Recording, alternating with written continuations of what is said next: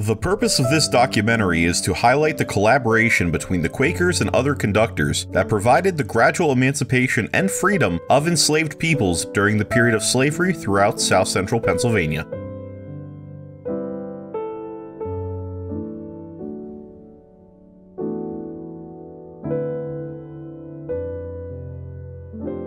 It was the Germantown Petition back well before the American Revolution that led the Quaker Church, if you will, to finally abolish slavery and start, if you will, excommunicating people that were involved in slavery. Mr. William Goodrich, one of York's leading historical figures. Mr. Goodrich, his wealth, his work, and his intelligence put him in high standings with those who were leading figures in the anti-slavery and Underground Railroad movement.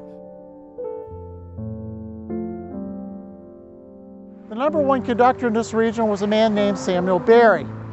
Here in York County is estimated to potentially have assisted hundreds of potential slaves through the region over a 12 to 14 year period that he was active.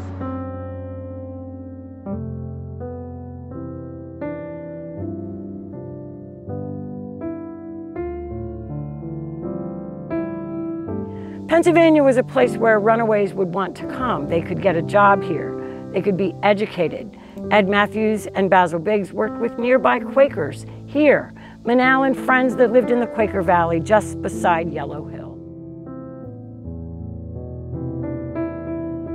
Both Edward Matthews and Basil Biggs were from Maryland and, having secured their freedom, lived here in Adams County as farmers.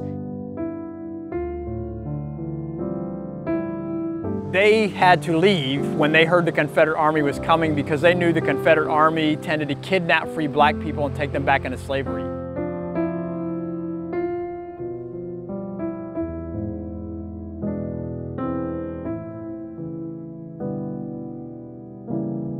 And there was a resistance effort. It's a kind of remarkable snapshot of how blacks and whites in border towns like Carlisle sometimes provided unique and powerful obstruction. Frederick Douglass visited Carlisle 3 times. The first time was in 1847, and it was in August, 2 months right after the McClintock riots.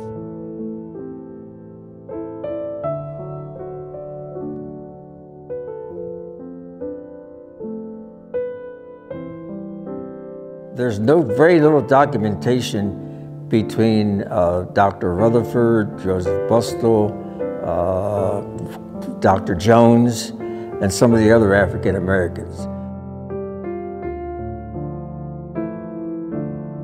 William Still, who headed the Philadelphia Vigilance Society in Philadelphia, hid all of his detailed records and memoirs for quite a few decades, until well after the Civil War ended.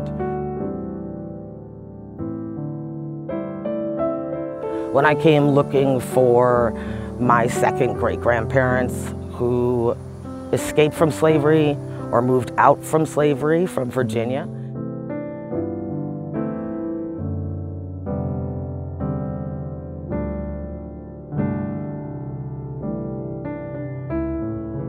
and also, the most critical thing we've come to understand about Stevens and her life together, he was very, very ill for the last 6 years of his life, and she basically took care of him, allowed him to become the powerful politician on the public stage, and to accomplish the things that he's most famous for, which is the enactment of the 13th, 14th, and after he died, the 15th Amendment that he laid the groundwork for, enfranchising all men, especially black men at the time, to have the right to vote.